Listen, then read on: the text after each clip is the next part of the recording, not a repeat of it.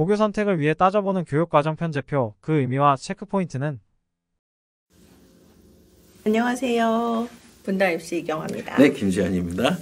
중3 학생들 대입이 바뀐다고 말씀을 해주셨잖아요. 그 중에서 이제 고교 학점제에 대한 이야기들이 좀 많은 것 같아요. 근데 선생님께서 아까 설명해 주신 것처럼 워낙에 분당 지역은 선제적으로 고교 학점제에 대한 준비가 다 되어 있었기 때문에 무리는 없을 것 같은데요.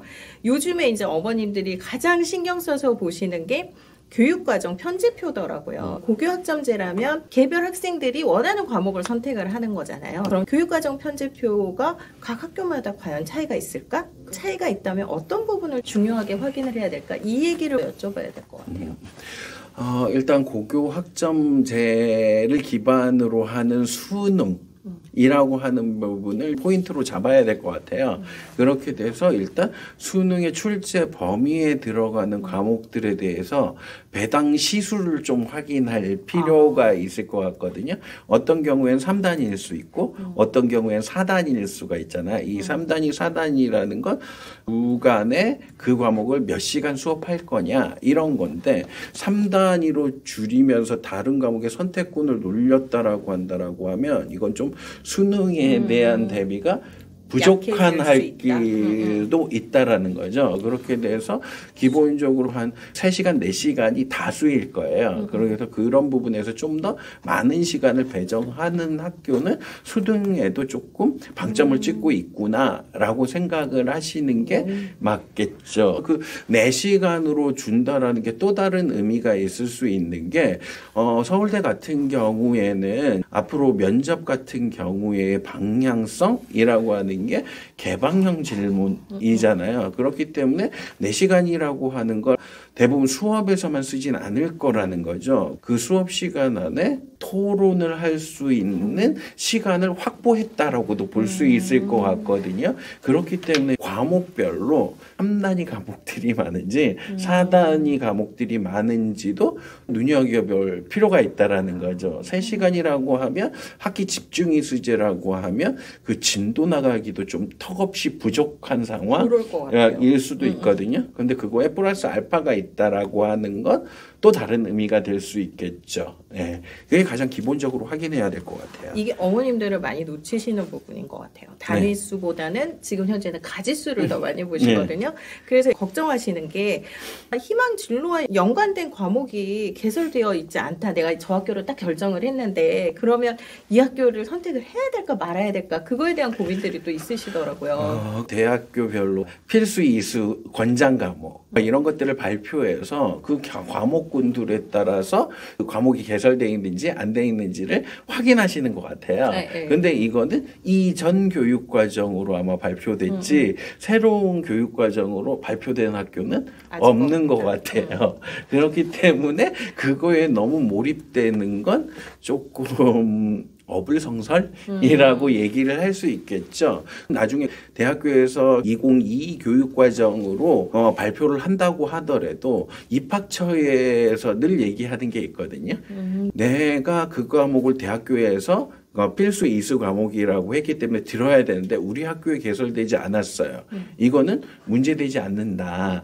그냥 개설됐지만 학생이 선택하지 않은 건 불이익이 있을 수 있지만 개설되지 않아서 생기는 불이익은 거의 없다라고 얘기를 하거든요. 그러니까 그 점을 참고하시는 게 좋겠죠. 그 가지수보단 단위수를 확인을 해야 되고 혹시나 내가 마음먹은 학교인데 예상했던 어떤 심화 과목의 개설이 안 됐어. 그렇다고 해서 뭐 진학을 하는데 크게 문제는 되지 않는다. 결국은 개설되지 않았을 때는 문제가 되지 않지만 개설되었음에도 불구하고 필요한 과목을 이수하지 않았을 때 문제가 되는 거라는 거죠. 네, 그렇죠. 그리고 최근에 이 2022 교육 과정이라고 하는 거의 핵심적인 건 과목이 오픈된 것만 개설되는 건 아니에요. 학교의 재량이나 가르치는 교사에 따라서 과목명이 다양하게 나올 수 있거든요. 그러니까 이런 것들을 원칙적으로 허용하는 교육 과정에서 뭔가 그 진로나 융합 선택에서 특정 과목을 지정하는 일은 쉽지가 않을 거라는 거죠. 어떤 과목군에서 몇 과목이라고 얘기를 할 거지. 그러니까 과목명을 언급하는 일은 대학교 자체에서도 쉽지 않을 것 같아요. 그런 식으로 할 수도 있지만 정말 문제가 돼서 그 과목을 해야 된다라고 생각을 한다라고 하게 되면 대부분 이런 것들을 언급할 수 있는 게 개세특이라고 하는 부분이 있잖아요. 네. 개인별 세부 능력 및 특기사. 네. 거기에선 저희 권역에 있는 고등학교에서는 연 2회에 걸쳐서 학기 말에 자율과제 탐구라고 하는 게 네네. 있잖아요. 그 과정에서 해당 과목의 단원명을 활용해서 뭔가 활동을 할 수 있잖아요. 발표를 하고 거기에서 심화 보고서 작업을 할 수 있기 때문에 그런 걸로 대체되면 큰 불이익은 없을 거예요. 그러니까 과목이 개설되지 않다고 해서 문제되는 게 아니라 그렇게 되면 그 과목이 개설되지 않았기 때문에 어떤 노력을 기울였는가 이걸 보여주는 걸 더 방점을 찍는 게 더 나으실 것 같아요. 그러면 지금 교육과정 편제표에 대해서 굉장히 민감하게들 생각을 하시는데 그런 분들에게 선생님께서 해주실 말씀?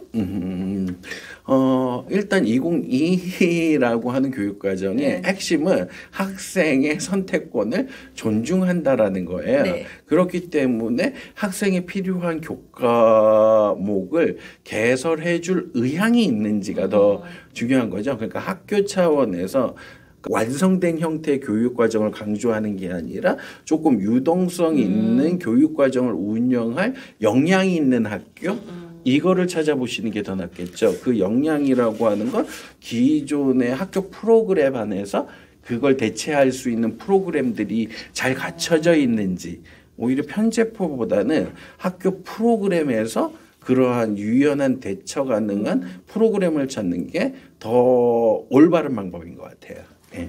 교육과정 편제표를 확인하시는 것도 좋은 방법이긴 하지만 너무 지금 그것까지 세부적으로 확인하시면서 생각을 하실 필요는 없을 것 같아요. 선생님 말씀해 주신 것처럼 교육과정 편제표도 보고 근데 전체적으로 내가 이 학교에 들어갔을 때 어떤 식으로 3년을 지내면 좋을까를 좀 생각을 해보시고 판단을 하는 게 좋을 것 같습니다.